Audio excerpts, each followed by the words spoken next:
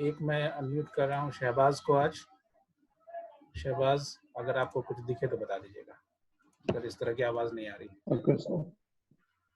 और एक गर्ल्स में से किसी को कर देता हूँ मैं, शिव गुप्ता, आज कशिश को कर देता हूँ।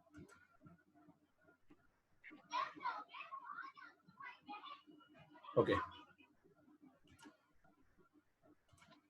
तो ये दोनों में हमको पढ़ना है कि देखो, एक सिंपल वे है कि जो सोलर सिस्टम से यहाँ एनर्जी का इस्तेमाल होता है।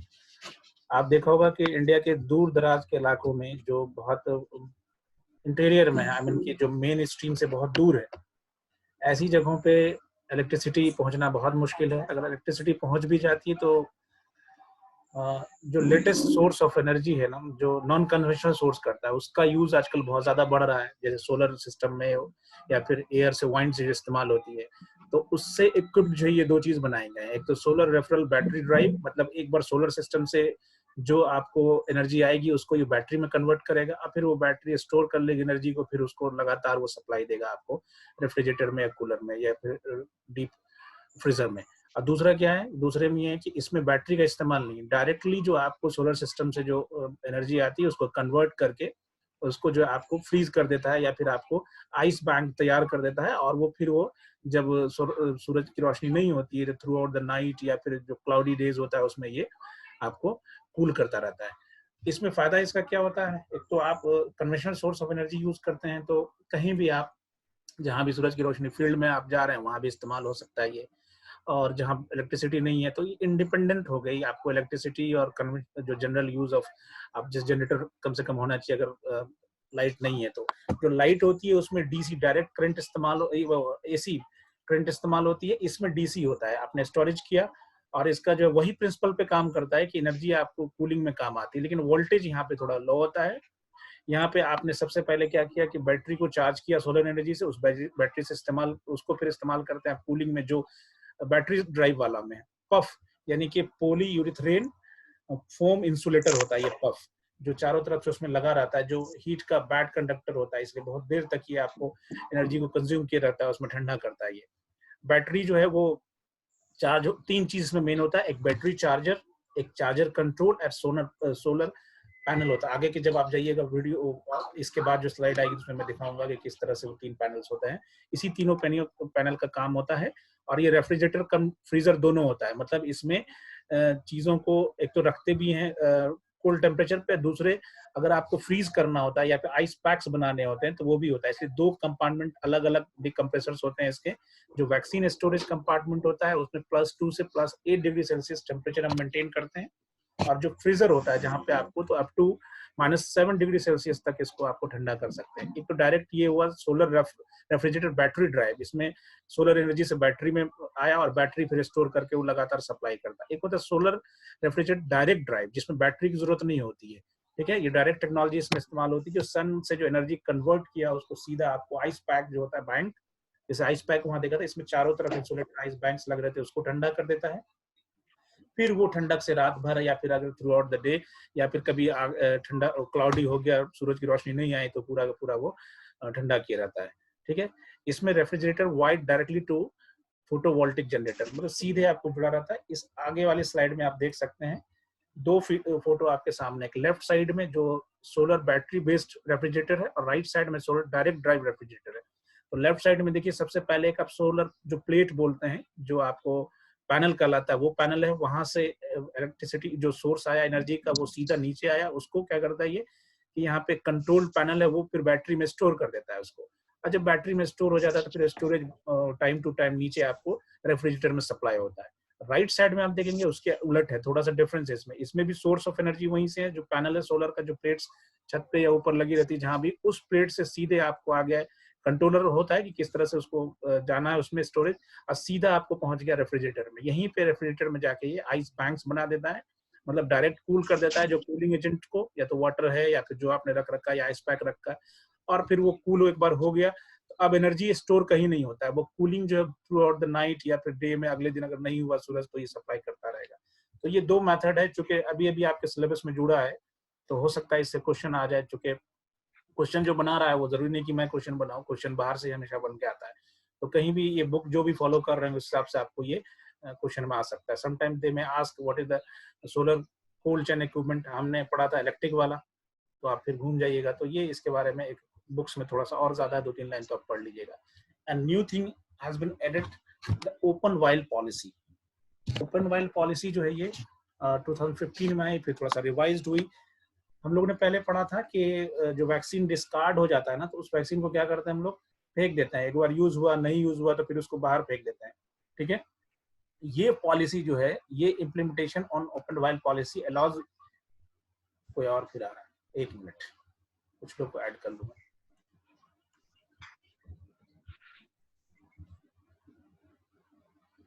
Reuse of partially used Multiload vials of applicable vaccine under UIP, मतलब जो भी मल्टी लोडेड या उनके एक से ज्यादा वैक्सीन वाले पैक्स होते हैं, उसको दोबारा यूज करने की टेक्निक है, ठीक है। कब तक? अगले 28 वीक तक इसको हम इस्तेमाल कर सकते हैं, सॉरी 4 वीक तक, 28 दिन तक इसको इस्तेमाल कर सकते हैं। इससे क्या होगा कि वैक्सीन जो हमारा नुकसान हो जा रहा था, खराब हो जा रहा था, उस वैक्सीन को हम रीयूज कर सकते हैं, ज्यादा कॉस्ट हमारा कम हो जाए। एक कलर डायग्राम है, एक ब्लैक एंड व्हाइट है, तो इसलिए मैंने दे दिया कि जो आपको ज्यादा विजिबल हो। तो इसमें खास किस वैक्सीन को करते हैं, सेफ्टी जो इंश्योर करना है वो आगे बात करेंगे कि हाउ टू इसको सेफ्टी इसका इंश्योर करना है, खराब नहीं होना चाहिए, मिक्सअप नहीं होना चाहिए। इसमें खास के आपको ओपन वाइल पॉलिसी जो है वो डीपीटी के लिए, टीटी के लिए, टेटनस टॉक्साइड, हेपेटाइटिस बी के लिए, ओपीवी के लिए, ओरल पोलियो वैक्सीन है उसके बाद, और उसके बाद एक होता है आपको ये लिक्विड पेंटावैलेंट हो गया, उसके लिए पीसीवी, निमोकोकल कॉन्जुगेट वैक्सीन जो होता है उसके लिए, और जो इंजेक्टेबल आईपीवी होता है पोलियो का, उसके लिए एप्लीकेबल होता है। इस वैक्सीन में देखिए मल्टी वैलेंट आपके वैक्सीन है, एक से ज्यादा वैक्सीन डिजीज के लिए वैक्सीन है। अगर एक बार इसका आपका वाइल खुला यूज हो गया तो फिर फेंकना नहीं, उसको खराब नहीं, उसको रीयूज करने के तरीके के लिए ये पॉलिसी लॉन्च हुई है। पहले फेंक देते थे हम लोग। इसमें किस किस के लिए नहीं करते हैं? मीजल्स के लिए, एमआर के लिए, बीसीजी के लिए, जापानीज इंसेफेलाइटिस के लिए, रोटा वायरस के वैक्सीन को इसमें नहीं करते। इन लोगों के वैक्सीन अगर आपने यूज करा और थोड़ा सा बच रहा है ना, तो उसको हम फिर डिस्कार्ड ही कर सकते हैं, दोबारा उसको हम यूज नहीं कर सकते हैं, ठीक है। तो स्पेसिफिकली जो आप दिया हुआ है DPT, TT, PCV, oral polio यानी OPV, IPV and hepatitis B के लिए इसको इस्तेमाल करते हैं। Vaccine vials open in session site can be used in more than one immunization session up to 4 weeks provided. एक बार आपने वैक्सीन को खोला और जैसे 20 लोगों को देना है, 10 को दे दिया, 10 बाकी हो गया, तो आगे अगर 4 वीक के अंदर अगर दोबारा आपका वो कोई इम्यूनाइजेशन प्रोग्राम है तो आपको उसमें इस्तेमाल कर सकते हैं। लेकिन expiry date has not passed, उसकी एक्सपायरी डेट अभी बाकी हो, एक्सपायर होने के लिमिट तक ही कर सकते हैं। Vaccines are stored strictly under appropriate temperature range both during transportation, storage at cold clean point. इसका मतलब ये बिल्कुल नहीं है कि रीयूज हम कर रहे हैं तो सारी जो टेक्निक्स हम अपना रहे थे कोल्ड चेन वाली, कि ट्रांसपोर्टेशन में हो या स्टोरेज वाली पॉइंट्स पे हो 2 to 8 डिग्री सेल्सियस मेंटेन करना है, वो हम मेंटेन नहीं करेंगे, वो यहाँ मेंटेन वैसे ही होगा, ठीक है। Vaccine while septum has not submerged in water या कंटामिनेटेड इन एनी वे। अगर मान लिया कंटेनर है जिसमें आपको बर्फ रखा हुआ था, पानी छोड़ देता है, ठीक है, पानी आ जाता है बेस में, कभी भी उसमें सबमर्ज नहीं करता है, तो क्या होगा कि वो तो गंदा हो गया, उससे फिर कंटामिनेशन के चांसेस बढ़ जाएंगे। आपको हो सकता है जो वैक्सीन है इसमें मिक्सअप हो जाए तो वैक्सीन गंदा हो जाएगा, फिर आप किसी को इनोकुलेट करेंगे तो उसको हो सकता है कि उससे दिक्कत हो जाए। Aseptic techniques has been used to withdraw all doses. हमेशा जो आपको जो टेक्निक्स है कि हाथ साफ रखना है, ग्लव्स का इस्तेमाल करता है, वाइल्स को डायरेक्ट नहीं छूने, अगर इंजेक्शन है तो वो इंजेक्शन के इंजेक्टेबल फॉर्म्स को जो साइड है उसको हमको नहीं छूना है, साफ रखना है, ये सारी चीज तो आपको यहाँ भी आपको मेंटेन करना है। एंड अगेन वीवीपी यानी वैक्सीन वाइल मॉनिटर, जो आपने देखा था कलर पैटर्न कि वो धीरे धीरे उसका कलर जो होता है वो डार्कर की तरफ चला जाता है, आप लोग अगर याद हो तो उसका भी ध्यान यहाँ रखना है कि अगर उस पे जो कलर है वो डार्क हो गया है, ठीक है, तो डिस्कार्ड पॉइंट तक अगर पहुंच गया है तो फिर इसको डिस्कार्ड कर देना किसी भी हाल में। तो रीयूज तभी करना है जो पुराने पिछले जितने पैरामीटर्स हमने इस्तेमाल किए थे वो सारे पैरामीटर्स यहाँ भी फॉलो होने चाहिए, ठीक है। Open vial should never be submerged in water. पहले भी हमने बात किया है कि water accumulated in vaccine carrier as it increases the risk of contamination of the viral septum. कहीं भी पानी अगर आपके इक्विपमेंट्स में जहां भी आपने जमा कर रखा है वैक्सीन को, किसी भी आपके उसमें बर्तन में, अगर वहां पे पानी जमा हो गया उसमें ये कभी भी सबमर्ज नहीं होना चाहिए, डूबना नहीं चाहिए। एक बार मिक्सअप हो गया तो आपको क्या हो गया कि इन्फेक्शन के चांसेस, वायरल इन्फेक्शन के चांसेस, बैक्टीरियल इन्फेक्शन के चांसेस बढ़ जाते हैं। तो कभी भी उसको कंटामिनेट नहीं होता। Ensure all open vials have recorded date and time of the opening. अच्छा, ये भी ध्यान में रखना है कि जब आपने ओपन किया था, जैसे आज आपने ओपन किया, 10 लोगों को देना था, 5 आपने दे दिया, अब बाकी 5 बाकी है, तो आपने रीस्टोर तो कर दिया, लेकिन you must mention over there, आप रिकॉर्ड कीजिए रजिस्टर पे या वाइल पे लिख दीजिए कि किस दिन ओपन हुआ था, कितने लोगों को दिया गया, ये सारी चीज, और टाइम कब था ओपनिंग का वो भी आप डाल दीजिए, ताकि जो 28 दिन का जो मामला है वो मेंटेन हो जाए आपको। ये पूरा इसलिए पढ़ना है कि इससे एक क्वेश्चन ही बन सकता है कि राइट शॉर्ट नोट या लॉन्ग टाइम का क्वेश्चन हो सकता है कि ओपन वाइल पॉलिसी क्या है, इस पे आप अपनी मालूमात कलम बंद करें, व्हाटएवर द क्वेश्चन टाइप्स में भी तो आपसे पूछ सकता है। At the end of the session all open vial should be return to cold chain point. ये तो पहली भी पॉलिसी हमारी थी कि दिन भर वैक्सीनेशन चल रहा है, उसके बाद आपको क्या करना है, ये सबको आपको कोल्ड चेन में लाके रख देना है। At cold chain point open vial should be segregated into, जो वाइल जो है ना आपका, कि कुछ यूज हो गया, कुछ यूज नहीं हुआ, आप गए साइट पे देने के लिए वैक्सीन, फिर रिटर्न आए फील्ड से, तो उसमें कुछ यूज होगा, कुछ यूज नहीं होगा, तो सबको सेपरेट रखना है आपको। जो रीयूजेबल आपका है, DPT, TT, hepatitis B and pentavalent vaccine vials, ये सारे ऊपर के क्राइटेरिया को अगर फॉलो करें, सबको अलग अलग करके आपको रखना है। Non usable open vials of measles, MR, BCG, JE, जो नॉन यूजेबल है उसको तो आप डिस्कार्ड कर दिए। अगर कोई रिएक्शन आ गया है, कभी भी कोई वैक्सीन को से अगर रिएक्शन आ जाए आपको, तो कभी भी उस वैक्सीन को फेंकना नहीं है। किसी भी वैक्सीनेशन के फॉर्म में अगर आपको दिखा कि लोकल रिएक्शन बच्चे को आ गया, या उसको कोई एनाफाइलेटिक शॉक आ गया, या पेन, इस तरह की चीजें कुछ भी ज्यादा तुरंत हो गई, तो आपको कभी भी उसको फेंकना नहीं है, ठीक है।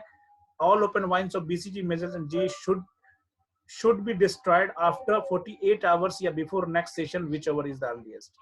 आपको स्टोर रखना है 48 घंटे तक या नेक्स्ट सेशन तक। अदरवाइज क्यों, अगर कोई रिएक्शन आया है ना, तो उसके करस्पॉन्डिंग आप फिर आप इन्वेस्टिगेशन में मदद देगा, क्योंकि देखेंगे इस फाइल में क्या था, वेदर इसकी टेक्निक गलत थी या इसमें जो कंस्टिट्यूएंट था वो गलत था, सही से मिलाया नहीं, इन्फेक्शन कैसे हो गया, इन चीजों को ध्यान में रखना है, ठीक है। इन केस ऑफ एनी एईएफआई होता है आपको एडवर्स इवेंट्स फॉलोइंग इम्यूनाइजेशन। पहले हैजार्ड्स ऑफ इम्यूनाइजेशन कहते थे, अब इसका नाम बदल के रख दिया है एडवर्स इवेंट्स फॉलोइंग इम्यूनाइजेशंस। अगर कोई इस तरह की चीज रिपोर्टेड हो गया है, तो ऑल ओपन वाइल्स जो भी आपका है should not be discarded use. All open vials should be stored under proper cold chain till investigation is complete. आपको क्या करना है कि जब भी कोई रिएक्शन आए, तो आप ही देखेंगे उस साइट पे जहां भी आप रहेंगे वैक्सीनेशन के, तो उसको आपकी जो एजेंसी, जैसे पीएससी से आपने लाया, डिस्ट्रिक्ट एडमिनिस्ट्रेशन से लाया, या फिर जो अथॉरिटीज लाया, उसको रिपोर्ट कर देना है कि ये वाला वाइल था जो हमने इस्तेमाल किया, इसकी वजह से फला फला आपको रिएक्शन आया है, ठीक है। और फिर इसको आपको क्या करना है, सारी चीजों को जो यूज अनयूज को अलग अलग सेग्रीगेट करके अलग अलग रखेंगे, और इसको, आवाज आ रही किसी की तरफ से बहुत ज्यादा, जिपर बैग में इसको आपको स्टोर करना है। वेल सील्ड कंटेन, जो भी आपका well sealed condition ice pack should be used.